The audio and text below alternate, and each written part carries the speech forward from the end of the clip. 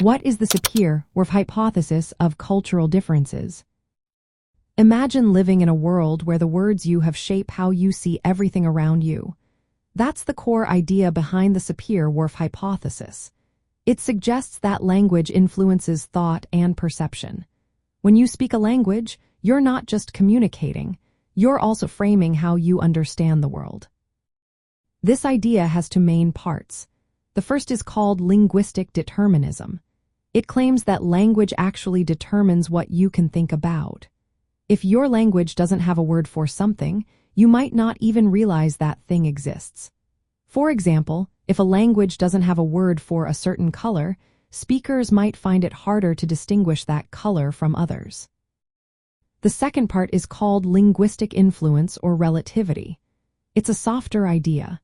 It says that language guides how you think but doesn't completely control it. People can understand concepts outside their language's vocabulary, but their language makes it easier or harder to think about those ideas. A good example is how different languages describe snow. Some indigenous Arctic languages, like Inuktitut, have many words for different types of snow. This reflects how important snow is in their lives. English, on the other hand, has only a few words for snow. Speakers of these languages might perceive snow differently because of their vocabulary.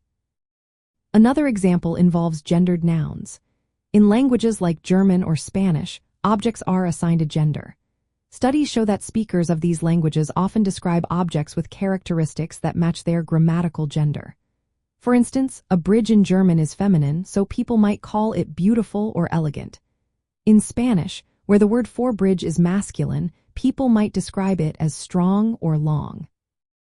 Since language is deeply tied to culture, the way people speak reflects their norms, values, and worldview.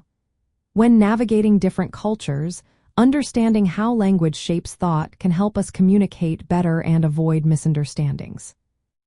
Critics of the hypothesis say it might overstate how much language limits thought. They argue that people can think about things outside their language's vocabulary. For example, even if a language doesn't have a tense marker, speakers still understand and talk about past or future events using other cues. Modern research shows that language influences how we perceive colors, space, and social relationships. It guides what we pay attention to and what we remember. So, when you learn a new language, you're not just adding words, you're opening up new ways of thinking. In everyday life, this idea helps explain why people from different cultures see the same situation differently. It also shows why learning new languages can change how you view the world. Recognizing how language shapes thought can make us more empathetic and better at understanding others.